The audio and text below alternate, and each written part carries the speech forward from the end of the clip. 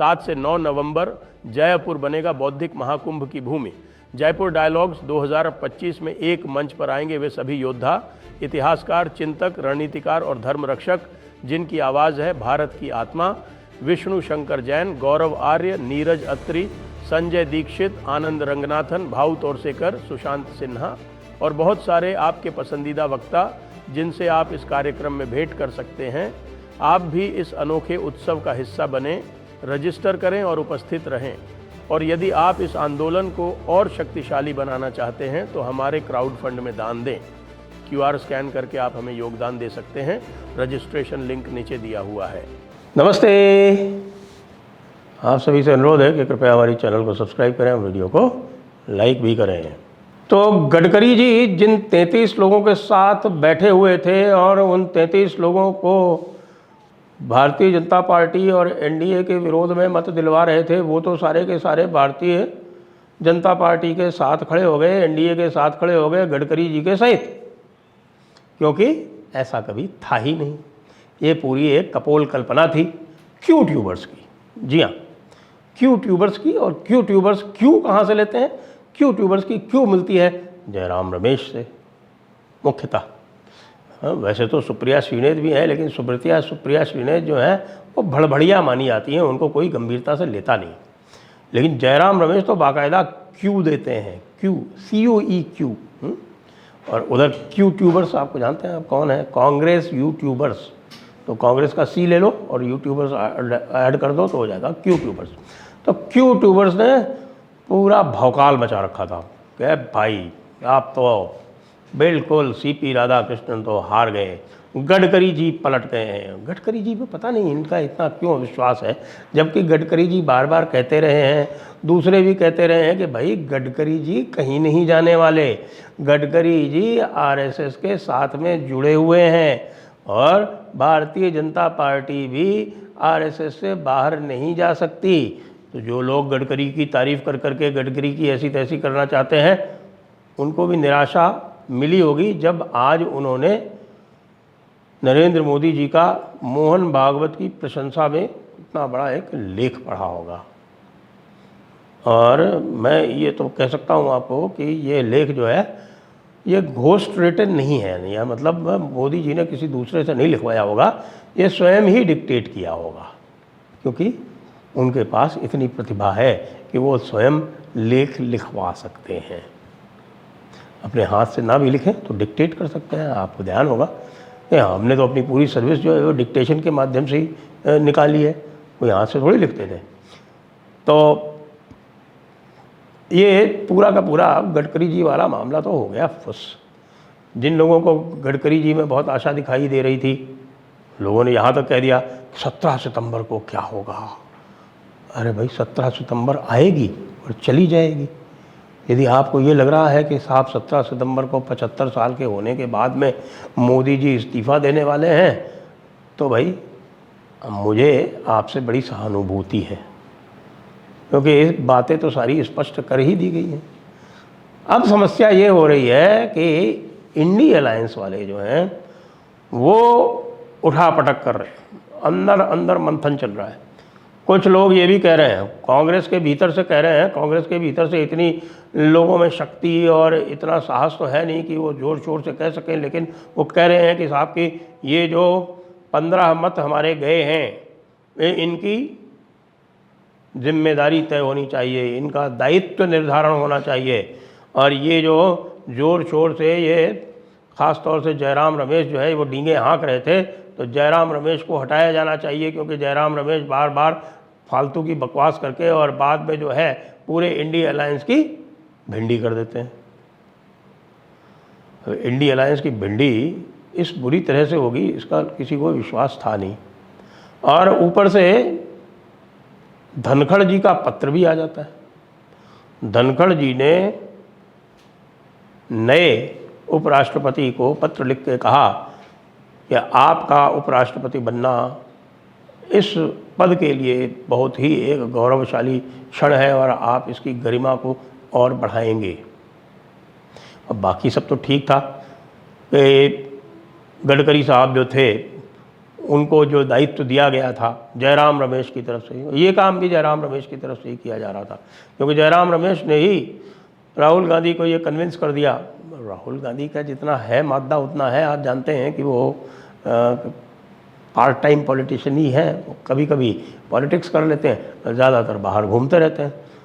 तो उनको ये कन्विंस किया गया कि भाई ऐसा है कि हम सरकार गिरा देंगे, हम सरकार गिरा देंगे जगदीप धनखड़ के माध्यम से। और जगदीप धनखड़ को हमने धमका लिया है, जगदीप धनखड़ घबरा गए हैं, जगदीप धनखड़ जो है वो अब डर रहे हैं कि कहीं उनको वाइस प्रेसिडेंट पद से हटा नहीं दिया जाए। जब से हम उनके विरुद्ध इम्पीचमेंट का मोशन लाए तब से वो बहुत बुरी तरह से घबरा गए। अब वो घबराए तो क्या थे, आपको पता है कि वो इम्पीचमेंट मोशन जो था वो इन लिमिनी रिजेक्ट हो गया था, यानी उसको जो है वो वोटिंग के लिए लाया ही नहीं गया, उसको तकनीकी कारणों से शुरू में ही निरस्त कर दिया। और वो भी किसने, जो उपाध्यक्ष थे हमारे उपाध्यक्ष थे, उन्होंने ही निरस्त कर दिया। जिसको मोशन को उपाध्यक्ष ने ही निरस्त कर दिया हो अपने स्तर पर, उससे वाइस प्रेसिडेंट इतना डर गए। लेकिन वाइस प्रेसिडेंट ने कुछ तो किया, उन्होंने अधिक अकोमोडेशन किया, उन्होंने जाल फैलाने की कोशिश की। अभी जो है वो एस गुरुमूर्ति जी ने आरएसएस के हवाले से एक स्टेटमेंट दिया है, उस स्टेटमेंट में ये कहा कि भाई जगदीप धनखड़ जो थे वो खेलने लगे थे विरोधी पक्ष के हाथों में।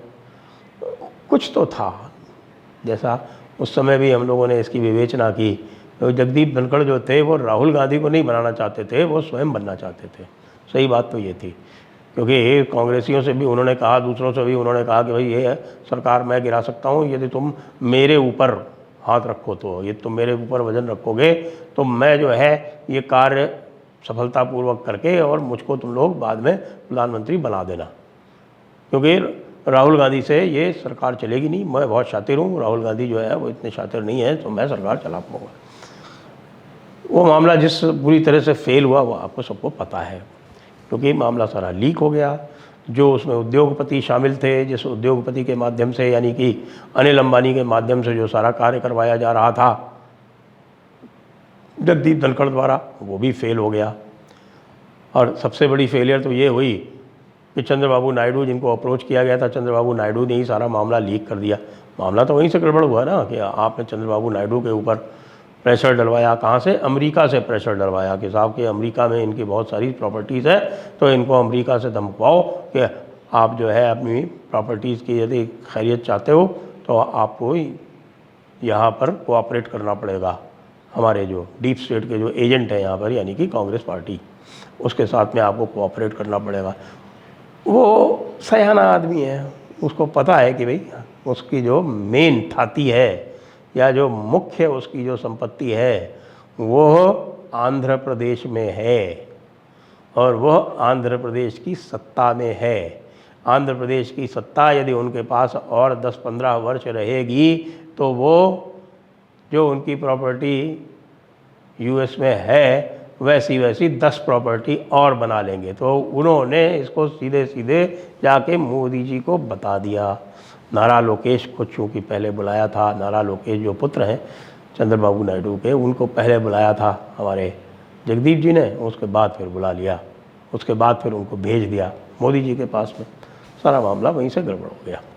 तो अब ये जो अन्वेषण चल रहा है, जिसके बारे में आपको मैं काफ़ी कुछ हिंट दे चुका हूँ, अब ये अन्वेषण चल रहा है वो आके रुक गया है। आज देखिए संजय निरुपम ने बड़ी प्रेस कॉन्फ्रेंस की, और संजय निरुपम ने सीधे सीधे क्लेम कर दिया कि भाई महाराष्ट्र के 5 लोगों ने सीपी राधाकृष्णन जी के पक्ष में इसलिए वोट किया क्योंकि सीपी राधाकृष्णन बतौर महाराष्ट्र के राज्यपाल, इस समय वो महाराष्ट्र के राज्यपाल थे, जब उन्होंने चुनाव लड़ा वो महाराष्ट्र के राज्यपाल रहते हुए लड़ा, तो महाराष्ट्र के राज्यपाल के रूप में उन्होंने उपराष्ट्रपति का चुनाव लड़ा। महाराष्ट्र के राज्यपाल का उनका जो कार्यकाल था वो बड़ा सफल माना जाता है। वो ये भी माना जाता है कि उन्होंने सभी पक्षों से बहुत अच्छी निकटता बना के रखी थी, और इस कारण से शिवसेना उबाठा, उद्धव बाला साहब ठाकरे उबाठा, तो उबाठा के 5 सांसदों ने वोट क्रॉस किया।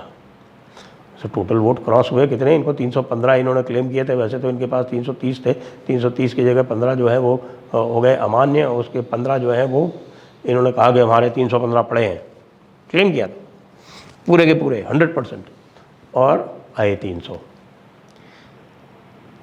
तो लोग ये कह रहे हैं कि क्या जयराम रमेश को हटाओगे? मैं आपको ये बता दूं, जयराम रमेश कतई नहीं हटेंगे। जयराम रमेश पूरी तरह से कांग्रेस को डुबा दें तब भी नहीं हटेंगे, क्योंकि जयराम रमेश ने राहुल गांधी की वह नस पकड़ रखी है, दिमागी नस, जिसका कोई उपाय और किसी के पास नहीं है। क्योंकि जयराम रमेश जो है वो अपने वक्तव्यों से, अपने आइडियाज़ से राहुल गांधी को बहुत अधिक इम्प्रेस करते हैं। लोग कहते हैं ना कि भाई राहुल गांधी की गलती नहीं है, उन्होंने अपने आसपास ऐसे लोग बैठा रखे हैं जो उनको मिसगाइड करते रहते हैं। तो मैं उन्हीं को बताना चाहता हूँ कि आपके आसपास जो लोग बैठे हैं उनको आप ही बैठालते हैं, तभी वो बैठते हैं। वो कोई ज़बरदस्ती आके आपके पास नहीं बैठते हैं। तो आपकी जितनी बौद्धिक क्षमता होगी वैसे ही लोग आप अपने आसपास बैठा लेंगे। नवरत्नों की परंपरा है इस देश में, और सबसे पहले महाराजा विक्रमादित्य के नवरत्न माने जाते थे। तो महाराज विक्रमादित्य के नवरत्नों को चुना किसने था? महाराजा विक्रमादित्य ने स्वयं चुना था। जो लोग मुगलों का महिमा मंडन करते हैं वो अकबर का महिमा मंडन करते हैं और अकबर के नवरत्नों की बात करते हैं, तो ये भी जान लें कि अकबर के जो नवरत्न थे उसको अकबर ने स्वयं चुना था, कहीं से और से नहीं लाए थे। वो कोई अपने आप आके बैठ गए थे। वही काम जो है वो औरंगज़ेब क्यों नहीं कर पाया, और वही काम राहुल गांधी क्यों नहीं कर पा रहे हैं? क्योंकि नवरत्नों को अपने आसपास रखने के लिए बड़ा एक गंभीर व्यक्तित्व चाहिए और अहंकार से परे जाकर सोचने की क्षमता चाहिए। इसलिए जयराम रमेश हटेंगे नहीं। और गडकरी जी को जितने लोगों ने गडकरी जी को बदनाम करने का प्रयास किया, उनके सबके मुंह पे स्वयं काली लग गई। इसलिए गडकरी जी तो हो गए जिंदाबाद, जयराम रमेश मुर्दाबाद अवश्य हैं, लेकिन हटेंगे नहीं, ये आपको बता देता हूँ मैं पक्की। जो लोग भी कुछ कह रहे हैं वो अभी दबी जुबान से ही कह रहे हैं, और वैसे तो सही बात बताएं तो ये हार और किसी की नहीं, ये राहुल गांधी की व्यक्तिगत हार है। जय हिंद, जय भारत, वंदे मातरम।